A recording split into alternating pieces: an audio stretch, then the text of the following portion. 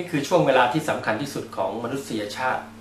ช่วงเวลาที่เราจะได้มองเห็นถึงแก่นแท้ของชีวิตของเราด้วยการใคร่ครวญและพิจารณาจากตัวเราเองถึงเวลานะครับที่เราจะต้องมองเห็นภาพชีวิตของเราตั้งแต่เราเกิดมาบนโลกใบนี้ตั้งแต่เราใช้ชีวิตอยู่ในแต่ละวันตั้งแต่ลมหายใจของเรายังมีอยู่และเราจะต้องค้นพบคำตอบหรือเป้าหมายสูงสุดที่เราเกิดมาในโลกนี้ให้ได้แรงปรารถนาในการที่เราจะใช้ชีวิตในแต่ละวันย่อมเป็นเป้าหมายหรือหนทางให้เราสามารถมองเห็นถึงสิ่งที่เรากำลังกระทำอยู่แต่อย่างไรก็ตามมีมนุษย์จำนวนมากที่ต้องประสบกับชะตากรรมประสบกับความล้มเหลวหลายคนอยู่ในความทุกข์ทรมานความเศร้าโศกความตอมตรมหรือแม้แต่กระทั่งความผิดหวังสิ้นหวังหลายคนถึงขั้นทำร้ายตัวเองแล้วก็ยังทำร้ายคนอื่นได้โดยไม่ตั้งใจผู้คนในโลกล้วนประสบกับความดิ้นรนและต่อสู้เพื่อจะได้ถึงแรงปรารถนาในสิ่งที่เขาต้องการแต่อย่างไรก็ตามเขาไม่สามารถจะบรรลุถึงแรงปรารถนาหรือสิ่งที่เขาต้องการได้เลยหากเขาไม่พบพลังงานยิ่งใหญ่และก็ปลดล็อกออกมาจากตัวเขาได้เราเรียกว่าการปลดศักยภาพภายในซึ่งมนุษย์ทุกคนมีอยู่แล้วผมยังใช้คำพูดอยู่เสมอว่าจักรวาลได้สื่อสารมาบอกกับพวกเราเสมอว่าจักรวาลจะเป็นความรู้พิเศษที่ส่งผ่านมายังหัวใจของเราด้วยความกระตุ้นให้เราได้รู้ว่าตัวเราคือธรรมชาติอันยิ่งใหญ่หรือจิตสำนึกอันสูงส่งในระดับของมนุษย์เราสามารถที่จะเป็นเลือกหรือเป็นผู้เลือกที่จะตัดสินใจหรือไม่เลือกที่จะไม่ตัดสินใจหรือเลือกที่จะทำในสิ่งใดสิ่งหนึ่งได้ด้วยหัวใจที่เปลี่ยนไปด้วยความเชื่อและศรัทธาแต่ขณะเดียวกันเราก็จะละเว้นวางเฉยแล้วก็ไม่ต้องทำในสิ่งที่เราไม่ปรารถนาหรือถูกฝืนใจหรือบังคับด้วยเหตุผลนี้เองข้อความเมสเสจความยูนิเวิร์สหรือข้อความจากจักรวาลถึงคุณทุกคนจึงเป็นอีกช่องทางหนึ่งที่จะทำให้พวกเราทุกคนได้เห็นถึงตัวเองหรือว่าได้ตรวจสอบทบทวนถึงเป้าหมายชีวิตอันยิ่งใหญ่ที่เราสามารถฝึกฝน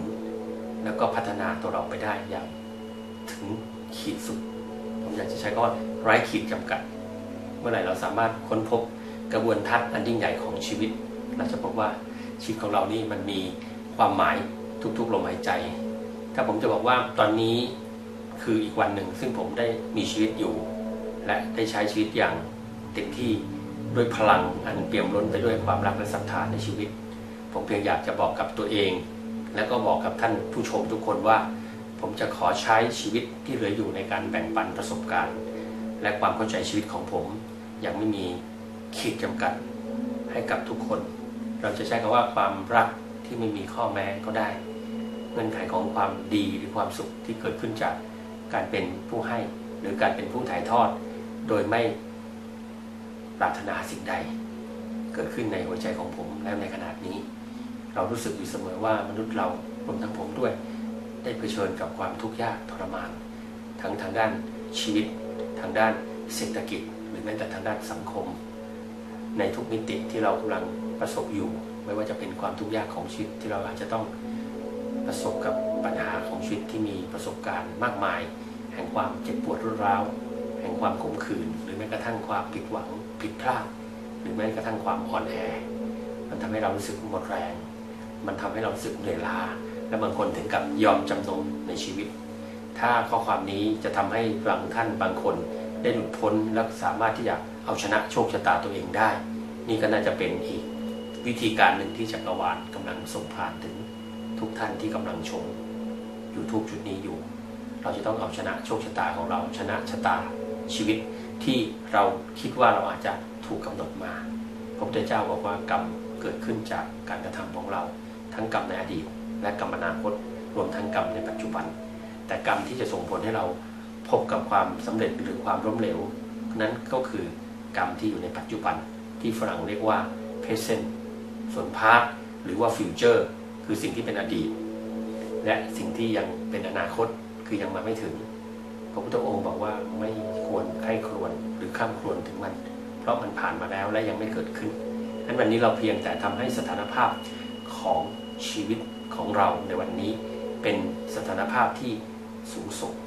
เป็นสถานภาพที่จะนำพาเราออกจากความผิดพลาดในอดีตและนำพาเราไปสู่ความสมบูรณ์แบบหรือสมดุลแห่งชีวิตในอนาคตที่จะเกิดขึ้นและด้วยเหตุผลนี้เองทำให้ผมได้ตั้งใจที่จะใช้ชีวิตที่เหลืออยู่ของผมในการถ่ายทอดความรู้แท้ที่ผมได้สัมผัสจากจักรวาลหรือสัมผัสจากพลังแห่งชีวิตของผมเองรวมทั้งพยายามที่จะนำความรู้สึกซาบซึ้งที่ผมได้สั่นสะเทือนอยู่ในดวงวิญญาณมาถ่ายทอดและบอกกล่าวหรือบอกเล่าให้กับท่านผู้สนใจได้รับฟังและนำสารอันยิ่งใหญ่ของความจริงในระดับสัจธรรมของโลกและจักรวาลมาสู่เพื่อนพ้องน้องพี่และท่านผู้ชมทุกๆคนผมปรารถนาอย่างแรงกล้าที่จะให้ท่านเห็นสัจธรรมของชีวิตค้นพบตัวตนที่แท้จริงที่สูงกว่าไม่ติดยึดอยู่กับสภาวะแห่งมิติอื่นๆไม่ว่าจะเป็นมิติทางเศรษฐกิจมิติทางสังคมมิติของความรู้สึกบางอย่างที่ท่านเองก็ตกค้างความรู้สึกที่ไม่ได้รับการถูกรักความรู้สึกที่ถูกทอดทิ้งความรู้สึกที่ห่วงหาโหยหาอะไรอาวรณ์หรือแม้แต่ความรู้สึกที่ตัวเองรู้สึกผิดพลาดรู้สึกทำอะไรแล้วมันไม่เป็นอย่างที่ต้องการแล้วก็ล้มเหลวจนกระทั่งถึงขั้นชีวิตของท่านรู้สึกมันไม่มีค่าอย่าเด็ดขาดที่จะรู้สึกหรือคิดอย่างนั้นเพราะท่านสามารถเปลี่ยนวิถีชีวิตของท่านได้ด้วยการกระทำได้ด้วยการคิดดีพูดดีทำดีเมื่อไหร่ก็แล้วแต่ที่เราสั่นสะเทือนความคิดดีด้านบวกอย่างสุดความสามารถและกระทำพลังด้านบวกนั้นอย่างสุดหัวใจท่านจะได้รับการตอบแทนจากจักรวาลมันเป็น reaction หรือบูมเมอแรงที่เราเหวี่ยงไปสุดจนสุดกำลังมันก็จะหมุนเวียนกลับมาสู่ที่เดิมเขาถึงได้คำว่าใช้ลูกบอลหนึ่งลูกโยนหรือว่า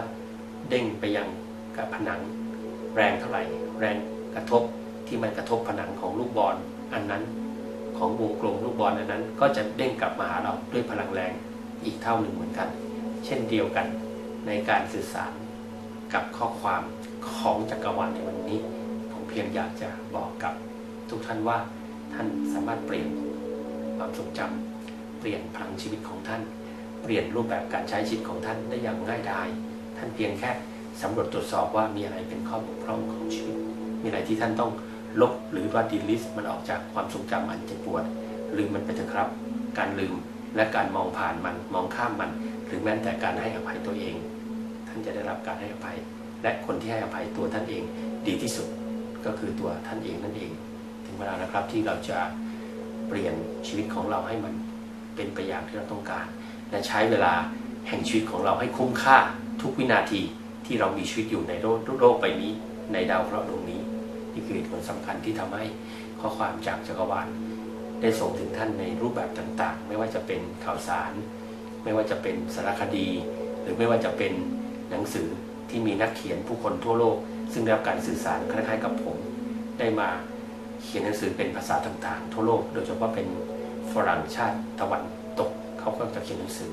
หลายๆเรื่องไม่ว่าจะเป็นหนังสือชื่อ Conversation with Scott ของนินโดนัลหรือหนังสือเรื่อง The Power of Now ของเอ็ดการ์ โทเลและหลายๆคนรวมทั้งสิทธารัตถะของเฮมันเอเซหรือหลายๆเล่มที่พูดถึงการอย่างรู้ในชีวิตการเข้าใจตัวจริงของตัวเองการรู้จักเหตุการณ์และวิธีของจิตนะอย่างของลอร่าเดย์หรือหนังสืออีกหลายเล่มที่พูดถึงพลังและกำลังใจของชีวิตไม่ว่าของโอปราห์ วินฟรีหรือของดร.ไมเคิล นิวตันมีหลายอย่างที่ผมอยากจะบอกเล่าให้ท่านฟังว่าคนเหล่านี้ได้รับเมสเสจจากจักรวาลมาแล้วเขาก็มาใช้ชีวิตให้คุ้มค่ากับที่เขาได้รับโอกาสพิเศษนั้นแล้วก็แบ่งปันเรื่องราวและสิ่งดีๆให้กับเพื่อนมนุษย์ทุกคนได้รับทราบถึงข้อความที่จักรวาลส่งถึงเขาผมอยากจะบอกว่าผมมีความรู้สึกมีความสุขทุกครั้งที่ได้มีโอกาสมาบอกเล่าแก่นแท้และความมหัศจรรย์ของชีวิตที่เกิดขึ้นกับผมหรือเกิดขึ้นจากการรับรู้ของผมกับเพื่อนมนุษย์ให้กับท่านทุกคนได้ฟังและหวังว่างานที่พวกเราทำอยู่จะเป็นงานแห่งความสุขงานแห่งความรักชีวิตที่เราดำเนินอยู่จะเป็นชีวิตแห่งความสุขและจะเป็นชีวิตแห่งความรักอย่าปล่อยให้ชีวิตล่องลอยสเปะไปสปะเหมือนเศษขยะหรือว่าสิ่งที่มันลอยตามน้ำเราจะต้องเป็นเหมือนปลาเป็นที่ว่ายทวนน้ำแล้วเราจะต้องเอาชนะโชคชะตาและสิ่งบ บางอย่างที่มันปิดกั้นให้เราต้องทุกข์ระทมมีความสุขกับชีวิตนะครับให้อภัยตัวเองให้อภัยคนอื่นมองโลกในแง่ดีเดี๋ยวนี้ที่เขาเรียกว่า positive thinking แล้วชีวิตของท่านก็จะพบกับความสำเร็จความสุขที่แท้จริงข้อความที่จักรวาลจะส่งให้กับพวกเราวันนี้ก็คือ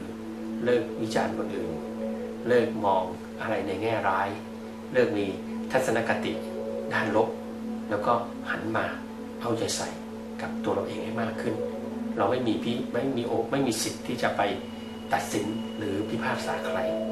แต่เรามีสิทธิ์ที่จะตัดสินและพิพากษาตัวเราเองเรามีสิทธิ์ที่จะมามองดูตัวเองมากกว่าที่จะเสียเวลาไปเอาใจใส่กับเรื่องราวของคนอื่นหยุดที่จะวิพากษ์วิจารณ์บางเรื่องที่มันไม่เป็นประโยชน์กับชีวิตของเรา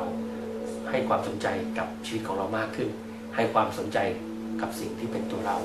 และก็มองเห็นคุณค่าของตัวเราเองให้มากขึ้นแล้วชีวิตใหม่ที่เราเรียกว่า New Life New Vision New Consciousness หรือว่าจิตสำนึกใหม่มันก็จะเกิดขึ้นกับตัวเราได้อย่างง่ายดายเหมือนพลิกฝ่ามือไม่น่าเชื่อแต่เป็นจริงชีวิตของผมได้เปลี่ยนแปลงมากว่า10 ปีแล้วแต่วันนี้สิ่งที่รู้ก็คือว่าผมจะใช้ชีวิตที่เหลืออยู่ทุกลมหายใจเพื่อการแบ่งปันความรักความดีและขออุทิศชีวิตนี้ให้กับสิ่งที่ดีงามให้กับดวงวิญญาณของผมก่อนที่ผมจะจากโลกวันนี้ไปแน่นอนผมอาจจะไม่สามารถบรรยายสิ่งมหัศจรรย์ที่เกิดขึ้นในชีวิตของผมได้เกือบทุกตอนแต่ผมก็อยากจะบอกว่าความมหัศจรรย์นั้นมันช่างไหลท่วมท้นดวงวิญญาณของผมในขณะนี้และผมหวังว่าเมื่อมีเวลามีโอกาสในแต่ละครั้งผมก็จะเล่าประสบการณ์เรื่องราวอันวิจิตร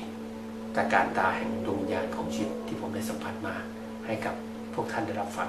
และขอให้เชื่อว่าชีวิตที่แท้จริงมันเกิดขึ้นแล้วในตัวของคุณในขณะนี้เรามาจูนความถี่ของหัวใจของท่านและผมด้วยการหายใจลึกๆอีกครั้งหนึ่งเป็นลมหายใจที่มีความสุขเป็นลมหายใจที่อิ่มเป็นลมหายใจที่แข็งแกร่งเป็นลมหายใจที่สงบสุขเป็นลมหายใจที่เบิกบานเป็นลมหายใจที่มีสติสัมปชัญญะเป็นลมหายใจที่มีความตระหนักรู้ในชีวิต